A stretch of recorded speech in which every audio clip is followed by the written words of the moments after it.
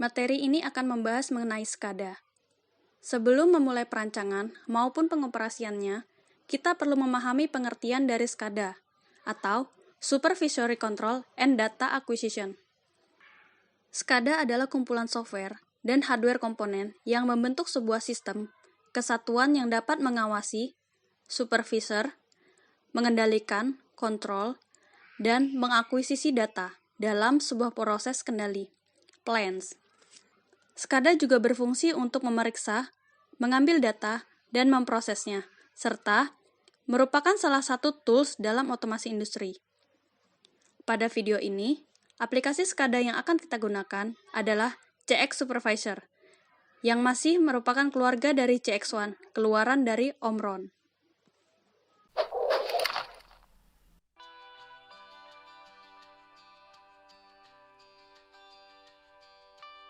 Berikut ini merupakan video langkah-langkah dalam merancang dan menginstalasi SCADA.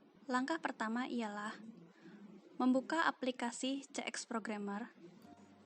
Selanjutnya, buatlah file baru dengan device name test. Kemudian pilih PLC dengan tipe CP1E. Selanjutnya pilih tab setting. Kemudian atur N20 sebagai input dan output. Setelah masuk pada lembar kerja, kita akan membuat program kendali input dan output. Pada toolbar, pilih kontak NO dengan alamat 000. Selanjutnya, pada komen, ketikkan start. Selanjutnya, pada toolbar, pilih simbol coil sebagai output dan atur alamat pada 100.00 dan berikan komen sebagai lampu. Selanjutnya pada toolbar, pilih kontak NC dan berikan alamat pada 001. Kemudian pada komen, tuliskan sebagai tombol stop. Selanjutnya pada toolbar, pilih kontak NO dengan operan OR dan kemudian masukkan alamat 100.00 yang merupakan output dari lampu. Setelah program selesai ditulis, selanjutnya adalah save program tersebut dengan menggunakan nama file test. Setelah program PLC dibuat, langkah selanjutnya adalah pembuatan desain pada CX Supervisory. Pertama-tama, buka aplikasi CX Supervisory. Setelah aplikasi terbuka, pilih menu file, kemudian pilih new project dan pilih Machine Edition Project untuk memulai perancangan desain supervisory. Selanjutnya, buat file dengan nama test dan kemudian di-save. Setelah lembar kerja terbuka, maka kita dapat melihat ada beberapa type menu di atas, yaitu File, Edit, View, Project, Tools, Windows, dan Help. Langkah pertama adalah menentukan push button yang akan digunakan. Di sini terdapat dua jenis push button, yaitu push button rectangle dan toggle button. Nah, di sini kita akan menggunakan push button dengan toggle button. Dan buatlah dua toggle button pada lembar kerja. Selanjutnya sebagai output, pilih ellipse sebagai lampu indikator untuk output dari rangkaian kendali input dan output ini.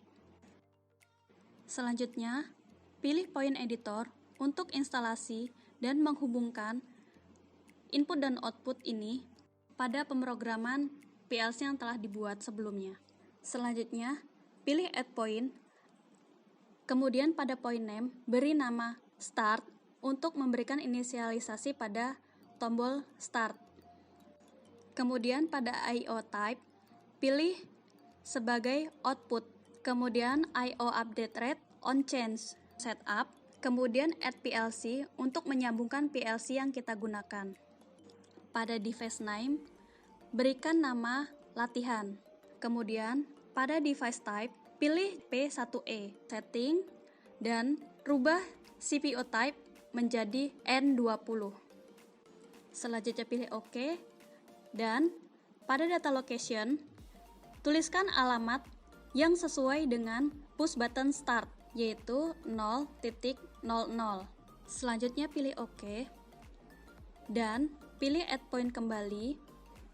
Lakukan hal yang sama seperti sebelumnya. Pada point name, beri nama stop. Pada IO type on change, kemudian pilih setup. Kemudian berikan alamat 0.01. Oke.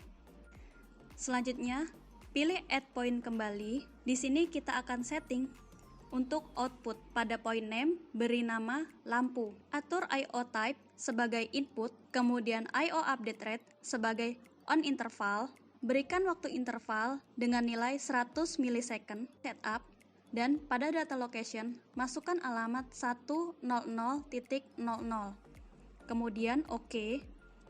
Setelah selesai pada setting edit pointer, selanjutnya kita akan setting pada masing-masing IO. Klik 2 kali pada toggle button.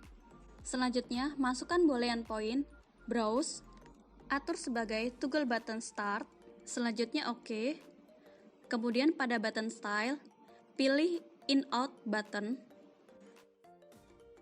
Selanjutnya, pada toggle button kedua, masuk pada boolean point seperti sebelumnya, kemudian pilih browse, dan setting sebagai toggle button stop, pilih OK. Kemudian, pilih button style sebagai in-out button, kemudian pilih OK. Selanjutnya, pada output, klik 2 kali dan pilih color change digital. Selanjutnya, pilih tab menu browse. Pada menu group, pilih default dan setting sebagai lampu. Pilih OK. Kemudian, pada animator editor, kita dapat merubah warna lampu. Sesuaikan dengan warna yang ingin kita buat. Selanjutnya, kita dapat memberikan name tag sebagai button start dan stop. Selanjutnya kita akan reboot. Kemudian kita save dengan nama untitled. Selanjutnya, kita pilih yes pada semua pop-up yang muncul.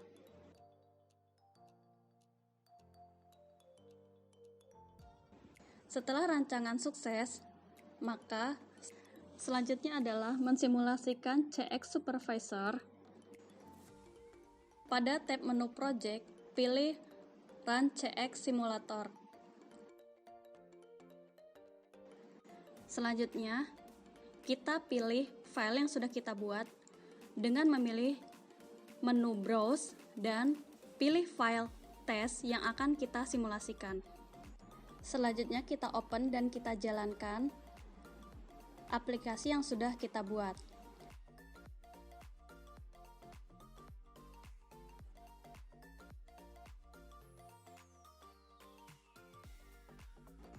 Setelah aplikasi terbuka, selanjutnya kita akan mensimulasikan aplikasi yang sudah kita buat. Pertama, pilih tombol start, maka lampu akan aktif dan berubah warna menjadi kuning. Selanjutnya, kita juga dapat melihat program yang sudah kita buat pada CX Programmer sesuai dengan rancangan yang sudah kita buat pada SCADA ini. Selanjutnya, apabila kita tekan tombol stop, maka lampu akan mati dan pada pemrograman CX Programmer akan mengikuti apa yang sudah dikendalikan oleh SCADA. Jika sudah berhasil, maka kita dapat close semua aplikasi yang sudah kita buat. Baiklah, ini merupakan langkah-langkah dasar dalam merancang dan menginstalasi sistem SCADA dengan menggunakan aplikasi CX Supervisor untuk kendali input dan output.